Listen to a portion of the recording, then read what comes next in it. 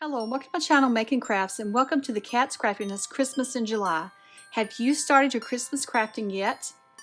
Well, today I'm going to show you 2 cards that I'm going to create using Kat Scrappiness Christmas products.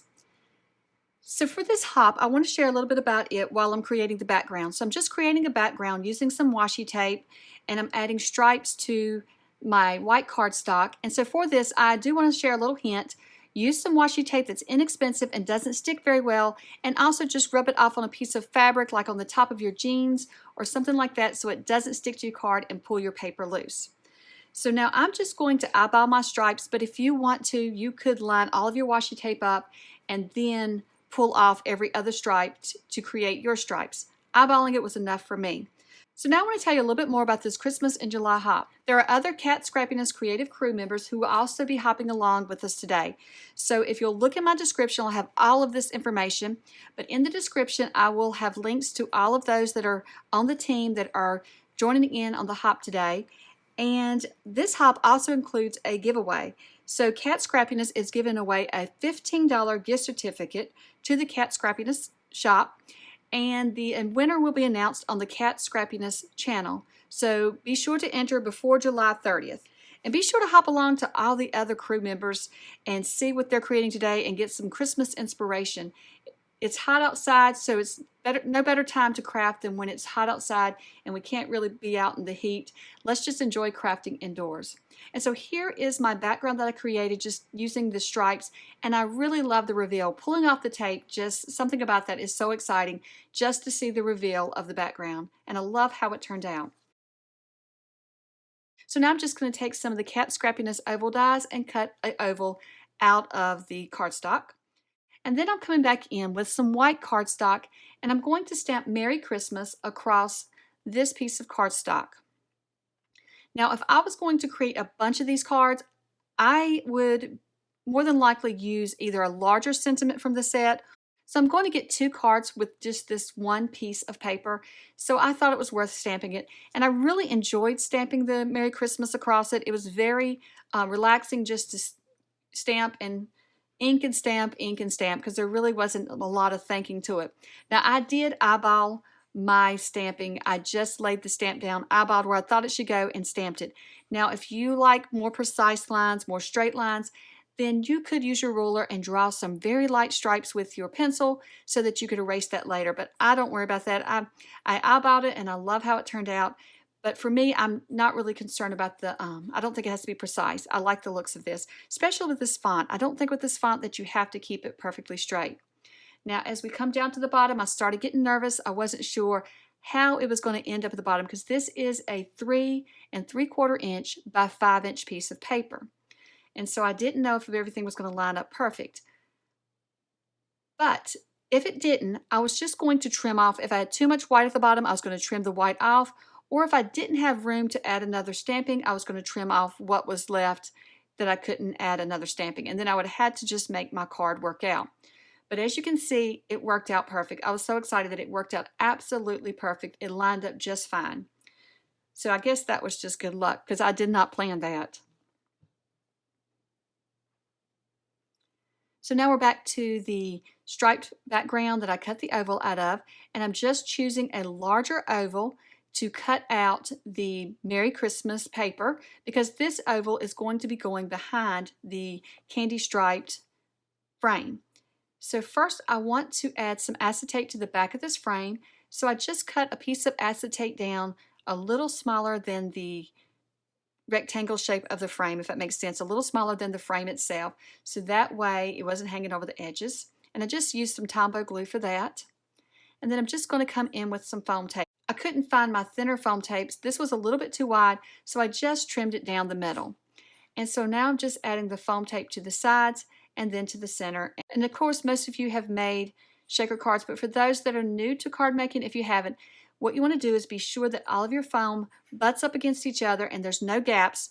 That way your sprinkles or your glitter or whatever you put in there doesn't fall out. And so once I added the foam tape, I realized I forgot to tuck my little reindeer in. So thankfully I did not glue the acetate so tight that I couldn't slide them in, because I want my little reindeer to be peeking out from the frame.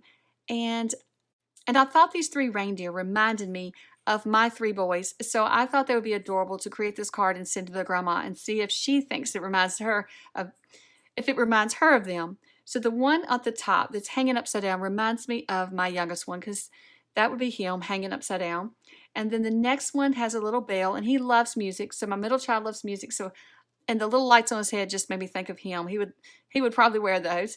And then the last one is carrying a coffee cup, and that reminded me of my oldest one because he's always drinking coffee.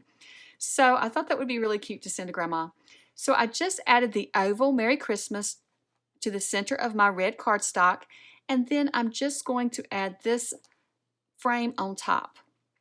And so now I'm just going to be adding in some of the peppermint sticks sprinkle mix as well as the Christmas Funfetti sprinkle mix.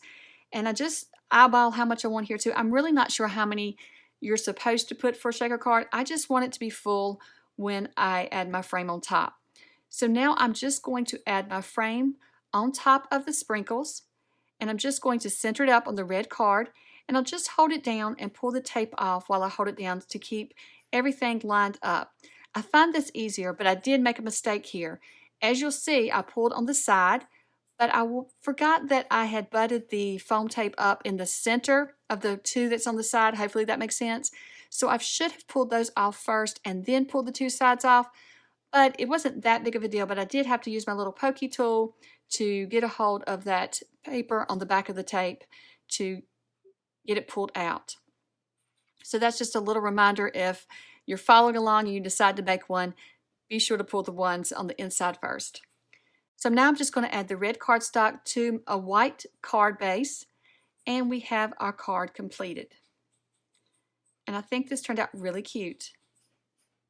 So now what do we do with the frame and the oval that's left over? We don't want to waste those, so I'm just going to take a piece of red cardstock and I'm going to add the Merry Christmas frame to the cardstock. And then I'm just going to add the oval in the center of the frame.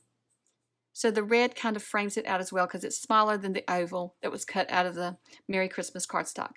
I'm going to be using the Reindeer Game stamp set again, as well as the little bitty pieces that come with it. And I'm going to be using the poinsettia dies. So I started out by using the smallest floral piece of the poinsettia die, and I cut out this piece in green, and then I cut all the pieces off but two, all the little leaves off but two, so that it would look like holly.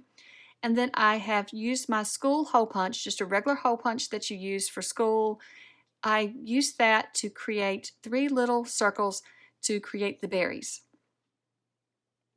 I also used the Reindeer Games coordinating die set to cut out the reindeer, as well as all the small little pieces for the candy canes and the little gift and the candy, because that was really easy. That made this whole card come together a lot faster than having to fussy cut that out.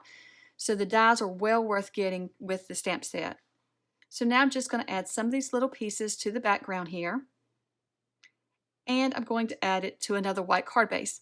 But now I look at it, I'm thinking it's a little plain. So I've decided to come in with 2 more petals from the poinsettia set, and I'm just using the smallest floral petals, and I'm stacking 2 on top of each other, and then I'm adding a little gold pearl from the gold pearl mix. So I will link below to the Kat Scrappiness shop, and I will list all of the products that I used in today's video. Well, thank you so much for watching, and let me know below, have you started Christmas crafting yet? I hope you have a wonderful day. Bye.